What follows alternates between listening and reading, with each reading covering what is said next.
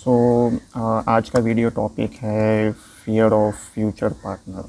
मतलब अ, आपको भी है, मुझे भी है, और हम सभी को कहीं ना कहीं लाइफ में फ्यूचर पार्टनर को लेके एक फ़ियर है, जो कि आज उसके ऊपर हम बात करेंगे। सो ज़्यादातर मेरे फ्रेंड्स हैं, जिन लोगों से मेरी बात हुई है, जो लोग ऑलरेडी रिलेशनशिप में हैं, सो उनसे बात करने के बाद मुझे पता चला है कि सबसे पहला जो मेजर पॉइंट है, हमको फ़ियर है फ्यूचर पार्टनर को लेके, तो उसमें हम क्या कर रहे हैं कि रिलेशनशिप को लेके बहुत ज़्यादा सोच रहे हैं। सोच में हमारा पहला क्वेश्चन क्या आता है हमारे दिमाग में, ये आता है कि क्या मुझे ये रिलेशनशिप करना चाहिए कंटिन्यू, या मुझे फ्यूचर पार्टनर के बारे में सोचना चाहिए। इसके लिए आप ये वीडियो देख रहे हैं, आपको ज़रूर सोचना चाहिए। फ्यूचर पार्टनर लाइफ में बहुत ही ज़रूरी है। फिर दूसरा टॉपिक आता है कि क्या वो मुझे प्यार करेगा, या फिर क्या वो मुझे प्यार करेगी।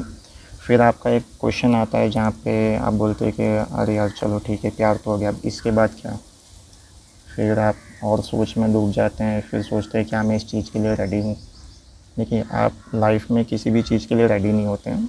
आपको रेडी करना पड़ता है खुद को उसके अंदर एंटर करके। तो आप अगर रिलेशनशिप के अंदर एंटर करेंगे तभी आपको पता चलेगा कि आप उस चीज़ के लिए पर्टिकुलरली रेडी है कि नहीं है। क्योंकि हम किसी चीज़ को अभी ऐसा करें ना, हद से ज़्यादा सोचने लगे हैं, तो उस चीज़ से हम डरने लगे हैं।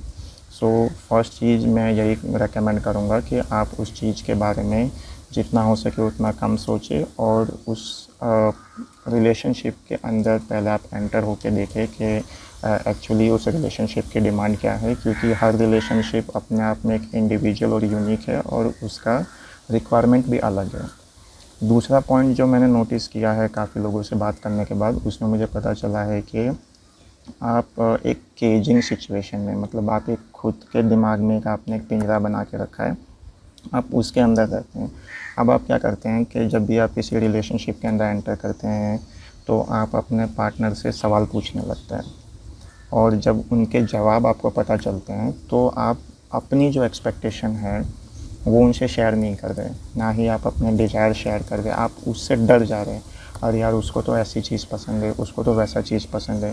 फॉर एन एग्ज़ाम्पल, अगर एक बंदा किसी बंदी से पूछता है कि भाई तुम्हें कैसा लड़का पसंद है, तो मान लो कि उसने बोला कि मुझे रणबीर कपूर जैसा लड़का पसंद है, तो आप डर जाते हैं, यार मेरी पर्सनालिटी तो उससे मैच नहीं होती है, मैं तो कहीं भी वैसा नहीं दिखता हूँ। सो आप उस खुद को उसके डिज़ायर से खुद को कंपेयर करने लगते हैं, और आप अपने बारे में बता ही नहीं पाते हैं, ना ही आप सवाल पूछ पाते हैं। और कभी कभी ऐसा होता है कि सवाल जो होते हैं ना, आप उसको एक इन्वेस्टिगेशन में टाल कर देते हैं। मतलब मुझे आज ही सब कुछ जान लेना है, और मुझे कल के लिए कुछ नहीं छोड़ना है।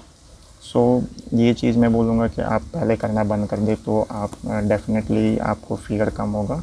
किसी का डिज़ायर कुछ भी हो, लेकिन उसका प्रेज़ेंट और आपका एफ़र्ट और उनका एक्शन, आपका रिस्पॉन्स बहुत ही मैटर करता है एक रिलेशनशिप के लिए। इसके अंदर अगर आप खुद को जितना ज़्यादा एक पॉजिटिव वे में खुद के ऊपर काम करके कोऑर्डिनेशन करके करेंगे, तो आपको आपके फ्यूचर पार्टनर का फ़ियर नहीं होगा। उसके बाद मैंने देखा है कि बहुत बार लोगों को एक प्रॉब्लम होती है पर्सनल आइडेंटिटी की।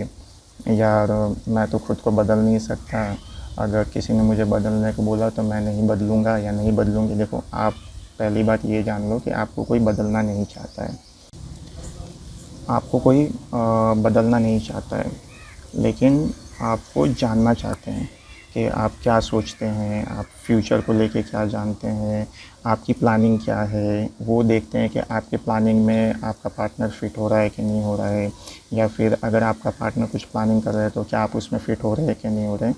तो एक ये आइडेंटिटी जो है, पर्सनल आइडेंटिटी के ऊपर आप लोग ज़्यादा सोचते हैं, और उसको सोचना बंद कर दें। फिर उसके बाद दूसरा पॉइंट मैंने देखा है कि काफ़ी बार लोग इन्फ्लुएंस बहुत ज़्यादा हो जाते हैं। मतलब कि आपका कोई फ्रेंड है, आपने देखा कि उसकी लाइफ के अंदर चीज़ें ऐसी चल रही है, या पॉजिटिव है या नेगेटिव है, आप उस चीज़ से बहुत जल्दी इन्फ्लुएंस हो जाते हैं।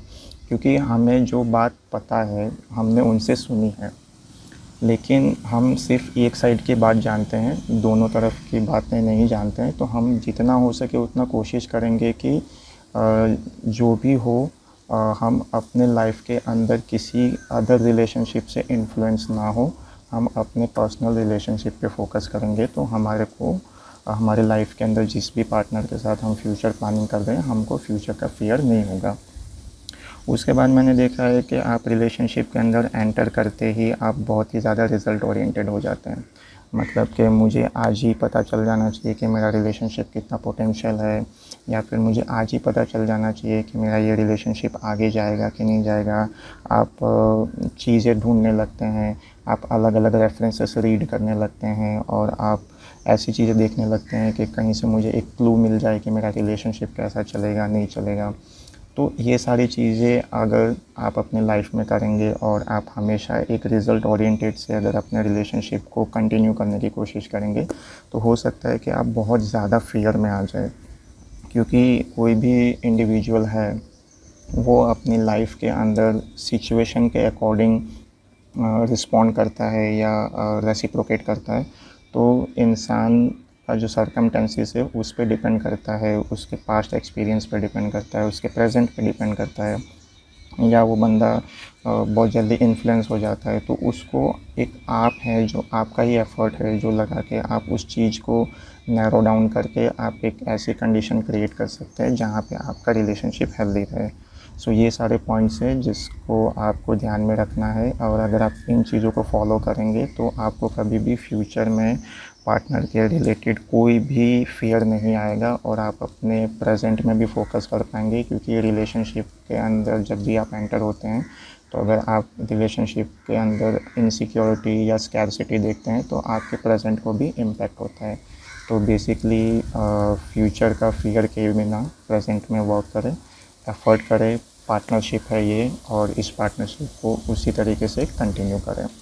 सो आज के वीडियो में इतना ही। Thanks for watching and like my video and subscribe and share this video. Thank you.